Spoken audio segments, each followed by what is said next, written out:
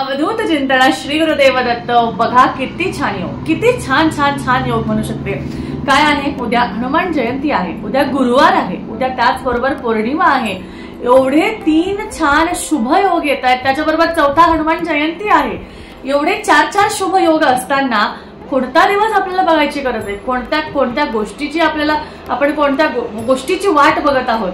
उद्या गुरुवार आहे, पौर्णिमा आहे, त्याचबरोबर हनुमान जयंती आहे। इतका छान दिवस असताना तुम्हाला कोणत्याच गोष्टीची वाट बघायला लागणार नाही। तुमच्या आयुष्यात जे काही काम तुम्हाला करायचं असेल, जे काही गोष्ट तुम्हाला करायची असेल, तुम्हाला आयुष्यात कोणता निर्णय तुम्हाला घ्यायचा असेल, तुमच्या आयुष्यात बरेचसे संकट येत आहेत, पण त्या संकटांपासून मात तुम्हाला करायची असेल तर आजचा दिवस किंवा ह्या पौर्णिमेचा दिवस हा खूप शुभ आहे। तर बघा, तुम्हाला हा व्हिडिओ 5 एप्रिलला मिळेल का 6 एप्रिलला मला नक्की माहिती नाही, पण दोन्हीपैकी जेव्हाही तुम्हाला मिळेल, तुम्हाला ही माहिती मिळाली की तुम्हाला नक्कीच त्यातनं फायदा होणार आहे। कारण मी तुम्हाला आज एक खूप महत्वाचा इथे एक महत्वाची सेवा देणार आहे। ही सेवा तुम्हाला आजच्या दिवशी केली ना की तुम्हाला तुमच्या आयुष्यात ज्या काही संकटांपासून तुम्ही रखडत असाल, सारखं डोक्याला अशाच गोष्टी तशाच गोष्टी बघून तुम्हाला टेन्शन येऊन तुम्हाला असं वाटत असेल की अरे काय होतंय, माझ्या आयुष्यातनं हे का संपत नाहीये, असं जर का वाटत असेल तर ही सेवा, आजची जी सेवा आहे, ही केल्याने तुमच्या आयुष्यातले सगळे म्हणण्यापेक्षा जो मार्ग तुम्हाला सापडायचा आहे ना, जो मार्ग तुम्हाला सापडत नाहीये ना, तो मार्ग तुम्हाला सापडायला लागेल आणि त्याचबरोबर तुम्हाला तुमच्या आयुष्यात बदल झालेला तुम्हाला दिसणारच आहे। तर बघा, तुम्हाला काय करायचं आहे, तुम्हाला आजच्या दिवशी खूप महत्वाची गोष्ट करायची आहे।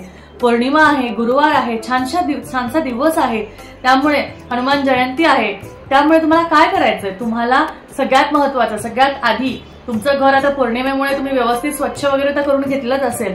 सगळ्यात आधी सकाळी उठून वगैरे सगळं छान स्नान करून वगैरे, जरी सकाळी नाही जमलं तरी मस्तपैकी तुमचं जे दार आहे, उंबरा आहे, मस्तपैकी छान ओल्या कपड्यांनी पुसून घ्या।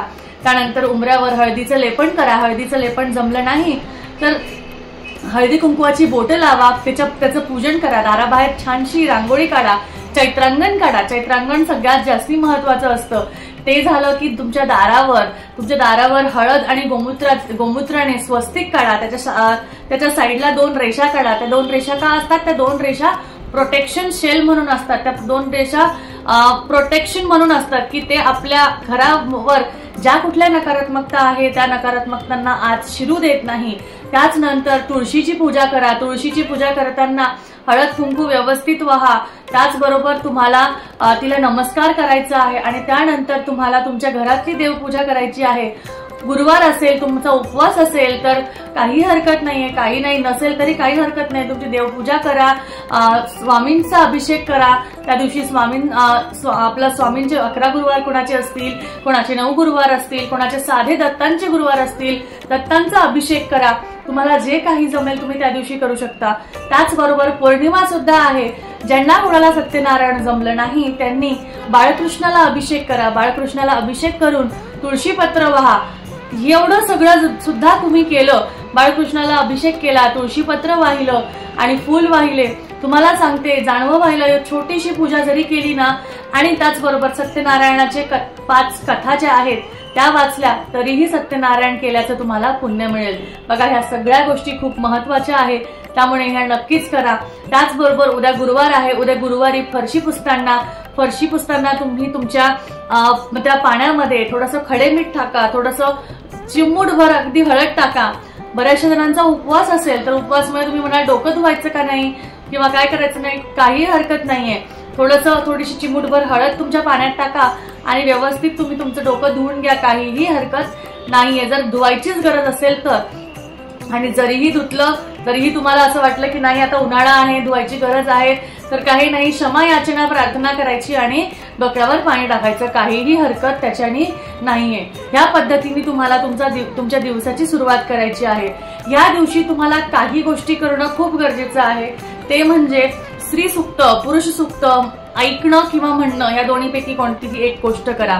त्याचबरोबर तुम्हाला जमलं तर गुरुवार आहे तर अखंड एक स्वामी चरित्र सारामृताचा पाठ करा।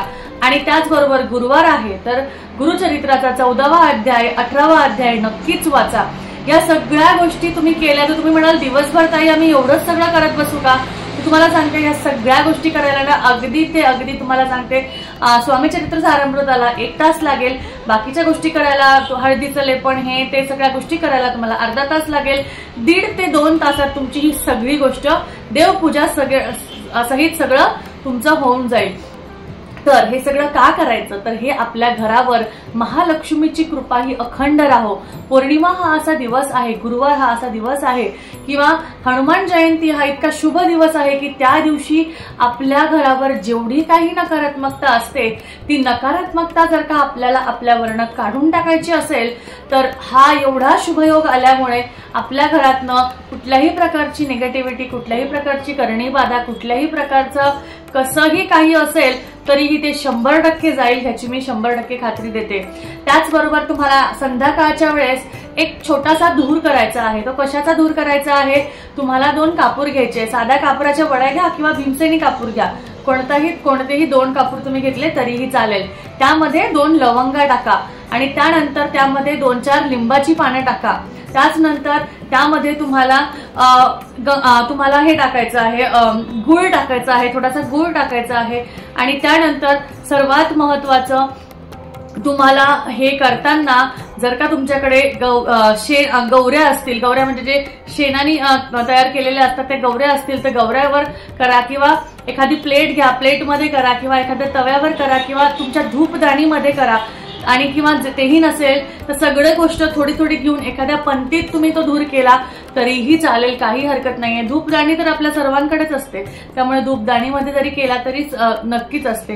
ही गोष्ट का करायची तर आपल्या घरात ज्या कुठल्या निगेटिव्हिटी असतात, ज्या कुठल्या नकारात्मक वेव्ज असतात, आपण घरात वागतो, जे करतो, चिडचिड करतो, ह्या सगळ्यांनी ना घरात पॉझिटिव्ह आनंदी असेल तर आनंदी वातावरण तयार होतं किंवा रागवलेले असेल तर निगेटिव्ह वातावरण तयार होतं आणि ह्यामुळे त्या शक्त्या अट्रॅक्ट होतात।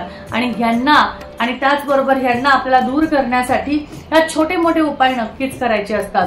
आणि हे उपाय केल्याने तुम्हाला सांगते तुमच्या घरात, तुमच्या घरातल्या माणसांमध्ये, तुमच्या घरातल्या वागणुकीमध्ये, तुमच्या घरातल्या सगळ्या गोष्टींमध्ये इतका बदल तुम्हाला जाणून दिसेल ना की तुम्हाला काहीही वेगळं असं करायला लागणार नाही। ह्या छोट्या मोठ्या गोष्टी दैनंदिनीत तुम्ही करत राहिले दर गुरुवारी, दर शुक्रवारी, दर पौर्णिमेला तरी सुद्धा तुमच्या घरात सदैव आनंद राहील आणि तुम्हाला कुठल्याच प्रकारचा त्रास हा सहन करावा लागणार नाही। त्यामुळे आयुष्यातले छोटे मोठे संकटांना न घाबरता मोठे संकट आपल्या आयुष्यात येऊ नये म्हणून ह्या छोट्या मोठ्या सेवा नक्कीच करत राहा। तर आजची माहिती आणि आजची सेवा एवढीच। तुम्हाला कशी वाटली हे मला नक्कीच कळवा, खाली कमेंटमध्ये लिहून सांगा। काही प्रश्न असतील तर नक्कीच विचारू शकता।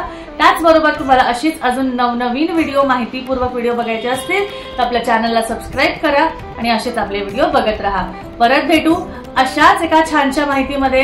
आजची जी माहिती आहे ती स्वामीचरणी अर्पण करते आणि माझा व्हिडिओ इथेच थांबवते। भेटूया परत। अवधूत चिंतन श्री गुरुदेव दत्त, श्री स्वामी समर्थ, जय जय स्वामी समर्थ।